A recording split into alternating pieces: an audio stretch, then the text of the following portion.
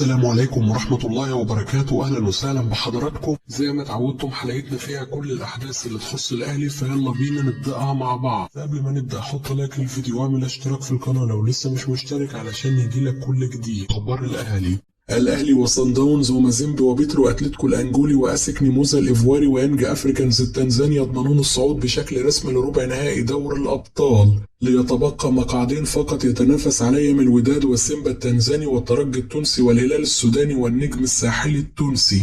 اكتساح يانج أفريكانز شباب بلوزداد برباعية نظيفة في مواجهة اليوم يؤكد تأهل رفقة الأهلي حتى لو خسر من الأحمر في القاهرة، وفاز الفريق الجزائري على ميدياما وذلك بسبب المواجهات المباشرة بينهم. مارسيل كولر يستعين بخماسية سيراميكا كليوباترا وثلاثية المصري في مرمى بلدية المحلة لدراسة نقاط ضعف الأخير لاستغلالها يوم الثلاثاء المقبل لتحقيق الفوز والثلاث نقاط. كولر يجهز خالد عبد الفتاح فنيا ونفسيا لكي يكون بديلا لعبد المنعم وربيعة حال غياب أي منهم في المباريات القادمة. كريستو يتخلص تماما من الإصابة وينتظر الحصول على فرصة المشاركة في المباريات القادمة. الأداء السيء الذي ظهر به محمد بسام وأحمد الشناوي ثنائي سيراميكا وبيراميدز في المباريات الأخيرة يؤكد أن مصطفى شوبير سيكون أولوية مطلقة لحسام حسن في معسكر المنتخب القادم. حسام حسن يطلب تقرير طبي عن محمد صلاح لتحديد موقفه من التواجد في قائمة المنتخب لمعسكر مارس. طارق حامد يؤكد للمقربين أنه لا يمانع التراجع عن الاعتزال الدولي حال تلقي استدعاء من حسام حسن في المعسكر القادم للمنتخب. أحلام بيراميدز في دور الأبطال تتبخر في الهواء بعد الهزيمة المذلة بثلاثية أمام مازيمبي الكونغولي. جماهير الكرة المصرية تسخر من وداع بيراميدز دور الأبطال من دور المجموعات بعد تصريحات ممدوح عيد في بداية البطولة عن رغبتهم في الفوز باللقب، وتقترح على المسؤولين في النادي هناك الاشتراك في دورة رمضانية لتحقيق أول بطولة في تاريخ النادي. غضب عارم يسيطر على ملاك نادي بيراميدز تجاه ممدوح عيد الذي فشل ذريع هو ومجموعة اللاعبين المتواجدين معه في الفريق، والسمسار وهاني سعيد والمجموعة التي تعمل معهم يتحججون بالحكام. بنزيما يؤكد في تصريحات للصحافة الفرنسية أن قصة رحيله عن اتحاد جدة غير حقيقية وأنه سعيد في المملكة العربية السعودية وليس لديه أي مشكلة مع المدرب. الزمالك يطمئن جماهيره ويؤكد أن مباراة الفريق أمام مسلم الليبي ستذاع بشكل طبيعي غدا. مختار نجم الأهلي السابق.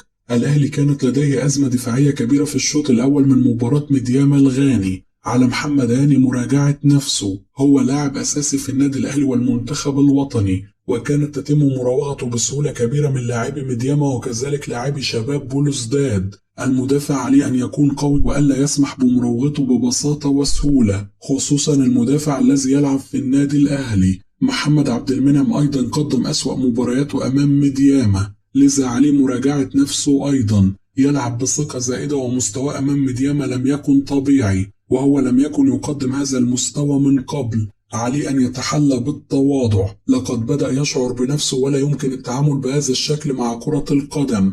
من الممكن أن يكون التفكير في الاحتراف قد أثر على مستواه، لكن الاحتراف يجب أن يكون دافع له لتقديم مستوى أفضل وليس هذا المستوى. فإذا كان يتابعه أحد في مباراة الأمس سيكون رأيه بلا شك سلبي. ياسر إبراهيم كانت لديه تحفظات كبيرة عليه من قبل، لكنه حاليا يقدم مستوى رائع، وسبب تقدم مستواه هو إصراره على أن يكون لاعب أفضل مما كان عليه. الأهلي كان يستطيع التقدم بهدفين في الشوط الأول بالأمس، لكن اللاعبين أهدروا الفرص، إلى أن المكسب كان مهم وكان هو المطلوب من هذه المباراة، ومنح الفريق صدارة جدول ترتيب المجموعة. مدرب بيراميدز بعد الخسارة من مازيمبي بثلاثية. من العار على كرة القدم الإفريقية الأداء التحكيم السيء الذي قدمه الحكم الغاني دانيال لاريا خلال مباراة مازيمبي. الحكم الغاني ذبح فريق بيراميدز بقراراته وظلمه الواضح للفريق. بيراميدز أظهر شخصية قوية في الشوط الأول وكان الأفضل في كل شيء، وفي الدقائق الأولى كانت هناك ركلتي جزاء واضحتين،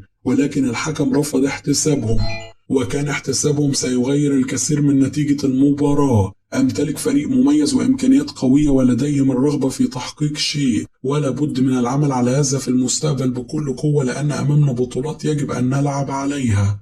هاني سعيد. ما دور الاتحاد الافريقي لكرة القدم في ايقاف المهازل التحكيمية الفاضحة التي تتعرض لها جميع الاندية تحديدا على ملعب مازيمبي، والذي لا يصلح مطلقا للعب مباريات بحجم دوري ابطال افريقيا؟ اشعر بالاستغراب من الفضائح التي يشهدها هذا الملعب والمهازل التحكيمية، واخرها ما حدث خلال مباراة بيراميدز بعدما رفض الحكم الغاني دانيال لاري احتساب ركلتي جزاء واضحتين لبيراميدز في الشوط الاول. بيراميدز كان مسيطر سيطرة كاملة وشكل خطورة واضحة على مرمى مازيمبا الذي استطاع أن يقلب دفة المباراة بقرارات الحكم العكسية، كما أمطر لاعبي بيراميدز بالإنذارات لمجرد المطالبة بحقوقهم. جو جوميز مدرب الزمالك قبل مواجهة أبو سليم الليبي. كل الأجواء في الجزائر مؤهلة لتقديم كرة قدم جيدة، من استقبال رائع وملاعب التدريب وملعب المباراة أيضا. أعمل مع المجموعة المتاحة من اللاعبين ولا أنظر للغيابات، والوضع الحالي بالفريق هو غياب بعض اللاعبين للإصابة. وبالنسبة لفتوح فسنسعى لاستعادة خدماته في المباريات القادمة، ولن يلحق بلقاء أبو سليم، ويتم تأهيله بأفضل شكل في الفترة الحالية، وعلينا التأقلم مع الوضع الحالي. والمجموعة المتواجدة قادرة على تعويض غياب أي لاعب. المنافس فريق قوي جدا بدنيا ويمتاز بالكرات الطولية ورميات التماس الطويلة، وعلينا احترام المنافس، كما نسعى لتقديم مباراة جيدة وتحقيق الفوز غدا. كده تكون انتهت أخبارنا، وأشوفكم على خير في حلقة جديدة.